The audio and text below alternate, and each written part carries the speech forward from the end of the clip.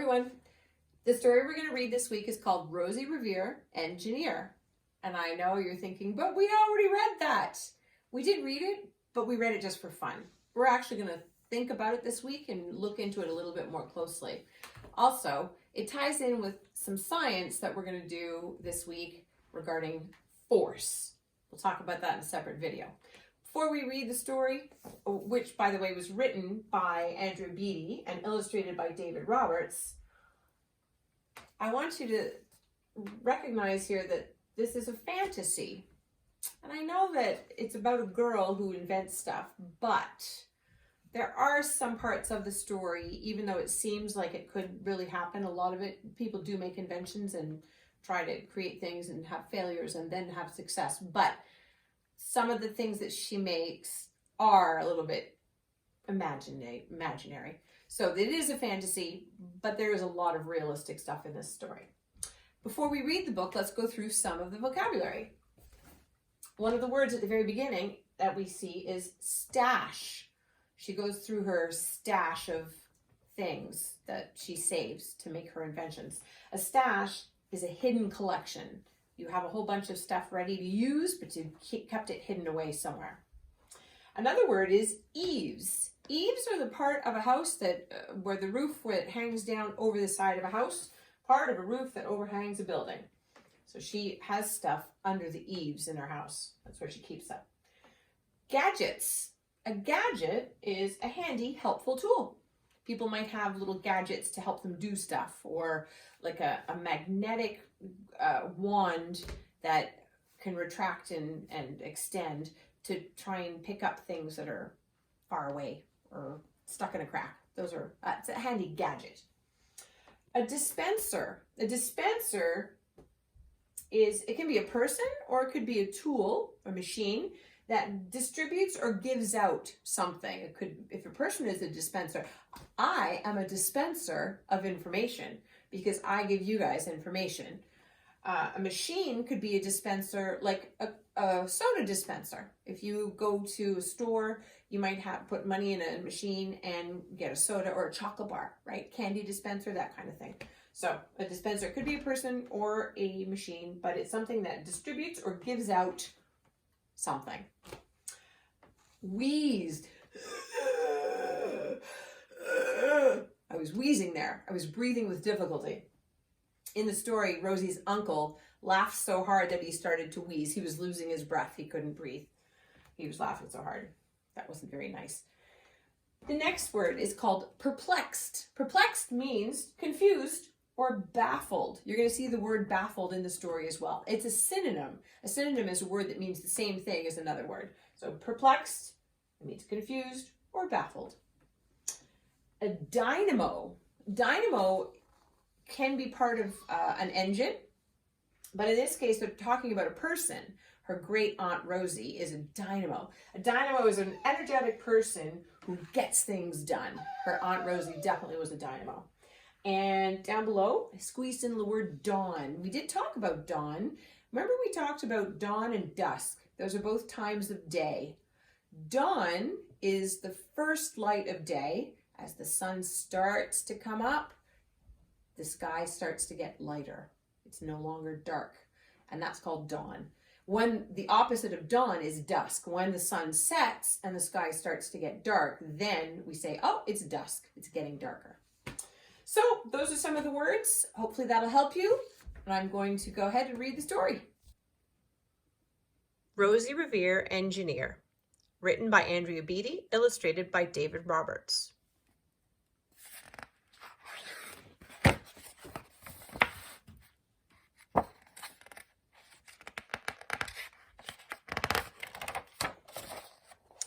This is the story of Rosie Revere, who dreamed of becoming a great engineer.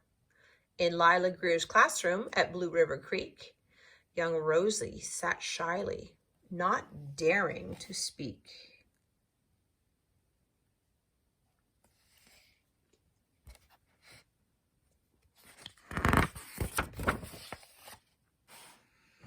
But when no one saw her, she peeked in the trash for treasures to add to her engineer's stash. And late at night, Rosie rolled up her sleeves and built in her hideaway under the eaves.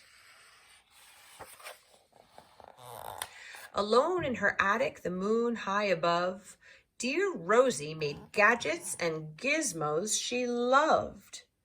And when she grew sleepy, she hid her machines far under the bed where they'd never be seen.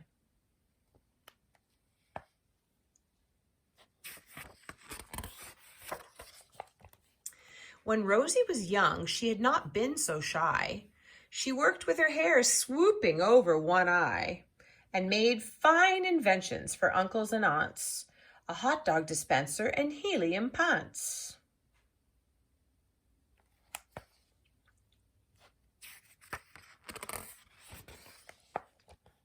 The uncle she loved most was zookeeper Fred. She made him a hat to keep snakes off his head, from parts of a fan and some cheddar cheese spray, which everyone knows keeps the pythons away.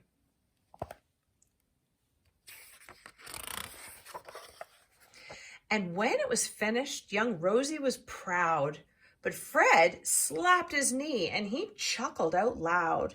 He laughed till he wheezed and his eyes filled with tears, all to the horror of Rosie Revere, who stood there embarrassed, perplexed, and dismayed. She looked at the cheese hat and then looked away. "I love it," Fred hooted. "Oh, truly I do." But Rosie Revere knew that could not be true. She stuck the cheese hat on the back of her shelf, and after that day, kept her dreams to herself. And that's how it went until one autumn day, her oldest relation showed up for a stay. Her great-great-aunt Rose was a true dynamo who'd worked building airplanes long ago.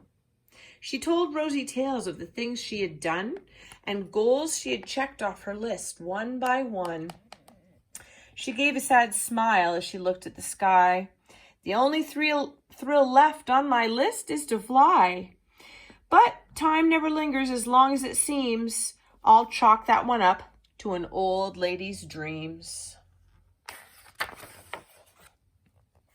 That night, as Rosie lay wide-eyed in bed, a daring idea crept into her head. Could she build a gizmo to help her aunt fly? She looked at the cheese hat and said, "No, not I." But questions are tricky and some hold on tight, and this one kept Rosie awake through the night. And when dawn approached and red streaks lit the sky, young Rosie knew just how to make her aunt fly. She worked and she worked till the day was half gone, then hauled her cheese copter out onto the lawn to give her invention a test just to see the ridiculous flop it might turn out to be.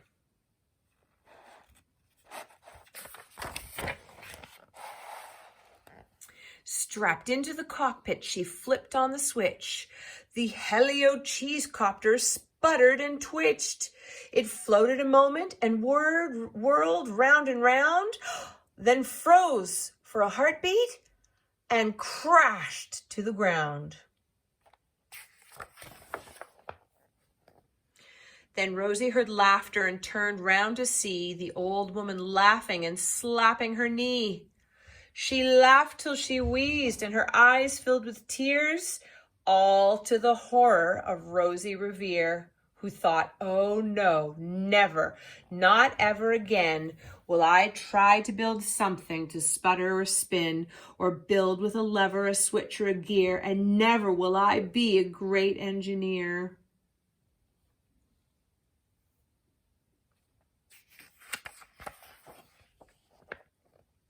She turned round to leave, but then great-great-aunt Rose grabbed hold of young Rosie and pulled her in close and hugged her and kissed her and started to cry. "You did it! Hooray! It's the perfect first try. The great flop is over. It's time for the next." Young Rosie was baffled, embarrassed, perplexed. "I failed," said dear Rosie. "It's just made of trash. Didn't you see it? The cheese copter crashed. Yes, said her great aunt, it crashed, that is true. But first it did just what it needed to do.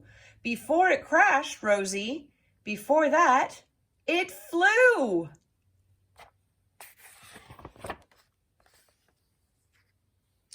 Your brilliant first flop was a raging success. Come on, let's get busy and on to the next.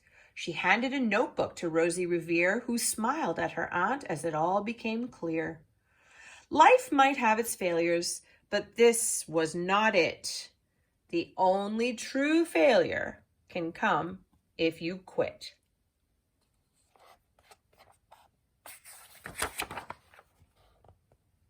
They worked till the sun sneaked away to its bed. Aunt Rose tied her headscarf round Rosie's head and sent her to sleep with a smile ear to ear, to dream the bold dreams of a great engineer.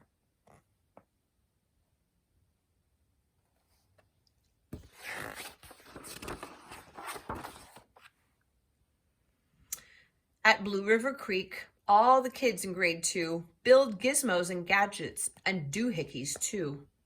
With each perfect failure, they all stand and cheer, but none quite as proudly as Rosie Revere. And that's the end of the story. Hope you enjoyed it.